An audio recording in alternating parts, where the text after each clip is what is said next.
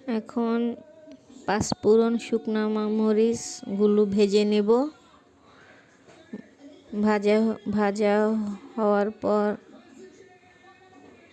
ভালো করে ভেজে নেব। এখন কিছু সরিষার তেল দিয়ে দিব, স্বাদ পরিমাণ। পাঁচফোড়ন শুকনা মরিচ ভালোভাবে ভেজে নেব। একটু যখন লাল হয়ে যাবে 2 টেবিল চামচ সরিষা বাটা, সাদা সরিষা বাটা দিয়ে দিব। তারপরে রসুনের কোয়া দিয়ে দিব। ভালোভাবে ভেজে নেব।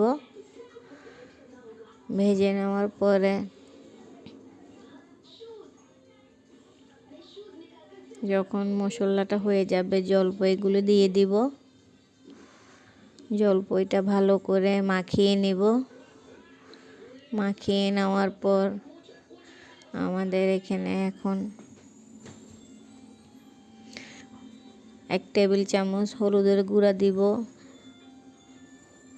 2 টেবিল চামচ স্বাদ পরিমাণ মরিচের গুঁড়া দিব। লবণটা আপনার স্বাদ পরিমাণ দিবেন। তারপর কিছু গরম মশলা গুঁড়া দিয়ে দিব। চিনি আপনার স্বাদ পরিমাণ দিয়ে দিব। দেওয়ার পর এগুলো লাড়াচাড়া করার পরে আমার ওই পাঁচফোড়নের গুঁড়িগুলো দিয়ে দিব। দেওয়ার পর ভিনেগার দিয়ে দিব 1 কাপ পরিমাণ। দেওয়ার পর ভালোভাবে লাড়াচাড়া করে জলপাইগুলো যখন হয়ে যাবে, তেলটা যখন কষাবে, লাল লাল হয়ে উঠবে, তেলটা ভেসে উঠবে, তখন দেখবেন জলপাইটা হয়ে গেছে।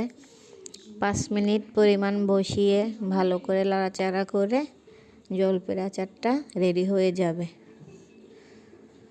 এখন আমাদের আচারটা পারফেক্ট হয়েছে। জলপাইয়ের আচারটা কমপ্লিট। চাইলে আপনারাও বাসায় এভাবে বানাতে পারেন। আচারটা কমপ্লিট হয়েছে।